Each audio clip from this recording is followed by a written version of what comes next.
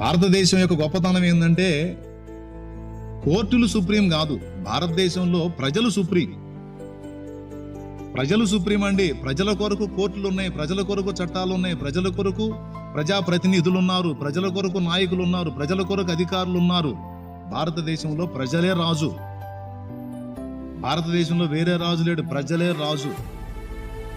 అంతేగాని ప్రజల కొరకు కోర్టులు, ప్రజల కొరకు తీర్పులు, ప్రజల కొరకు చట్టాలు, ప్రజల కొరకు రాజ్యాంగం, ప్రజల కొరకు అధికారులు, నాయకులు అందరూ పని చేయాలి. ఇక్కడ ప్రజలు సుప్రీం.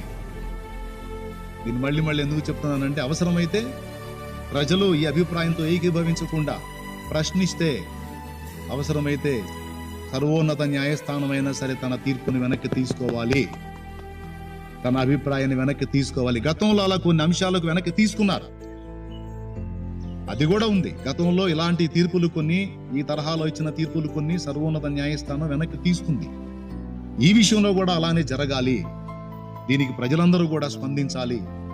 ముఖ్యంగా దళిత బిడ్డలే కాదు, అన్ని వర్గాలలో ఉన్నటువంటి బిడ్డలందరూ కూడా స్పందించాలి. ఎందుకంటే తరతరాల దుర్మార్గానికి గురై నాటి నుంచి నేటి వరకు కూడా గౌరవానికి నోచుకోకుండా తృణీకారం పొందుతున్నటువంటి దళితులు ఈరోజు ఏమన్నా అందరాలు ఎక్కారా? ఈరోజు కూడా ఏ పల్లెటూరుకు పోయినా ఊరు ఊరుగానే ఉంది, పల్లె పల్లెగానే ఉంది కదా. పల్లె పోయి ఊళ్ళో కలిసిందా?